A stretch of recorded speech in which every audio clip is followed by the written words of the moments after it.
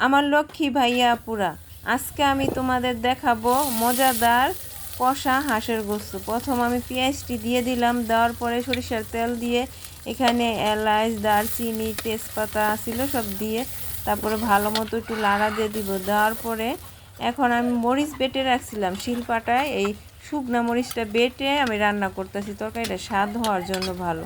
তো মরিচ বাটা দেওয়ার পরে এখানে একসাথে আদা, রসুন, গরম মশলা আমি বেটে রাখছিলাম, ওইটাও দিয়ে একটু পানি দিয়ে দিছি, না তো অনেক সেট করে ওঠে। তারপর পানি দিয়ে ভালো মতো মশলাটা লাড়া দিয়ে এখন হলদি দিব, মরিচ দিব, তারপরে লবণ দিব, দিয়ে মশলাটা ভালো মতো কষিয়ে নেব। ও আমার লক্ষ্মী ভাইয়া আপুরা, তোমাদের যদি আমার ভিডিও ভালো লাগে একটা লাইক, একটা কমেন্ট, একটা শেয়ার করে দিও।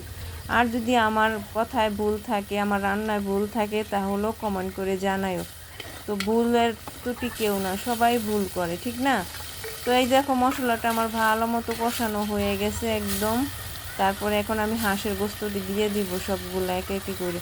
একটু ধুয়ে নিছি ভালো মতো, দেখো একদম হাঁসটা একদম পাকা হাঁস, 1-1.5 বছর হয়ে গেছে হাঁসটা।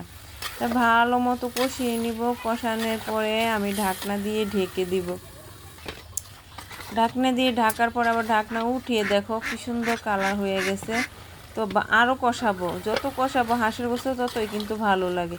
তো এই দেখো একদম ভালো মতো কষানো হয়ে গেছে। তারপরে আমি ওখানে ভেজে রাখছিলাম কিছু আলু আমি অ্যাড করব। তো এই যে আবার ঢাকনাটা উঠাই আমি আবার লাড়াতে দিছি সুন্দর মতো লাইরে। তারপরে এখন আমি আলু দিয়ে দিব। আলুটা স্বাদের জন্য মানে ভালো লাগে আমার আলু দিলে, যে কোনো গোস্ত একটু আলু দিলে আমার কাছে ভালো লাগে। তো আমি ভালো মতো একদম কষাবো, কষায় ইচ্ছা মতো। তারপরে এই দেখো সুন্দর মতো দেখো কী সুন্দর কালার হয়ে গেছে। তরকারিটা কিন্তু আসলেই অনেক মজা হয়েছিল। এভাবে রান্না করে খাইলে আপনাদের ভালো লাগবে। তো আমি এখন ঝুলটা দিয়ে দিলাম, দেওয়ার পরে লাড়া দিয়ে আমি ঢাকনা দিয়ে ঢেকে দিব বলক আসার জন্য। তো কতক্ষণ অপেক্ষা করব, অপেক্ষা করার পরে এই যে ঢাকনাটা উঠাবো, দেখো কত সুন্দর বলক এসে গেছে, টকবক করতে।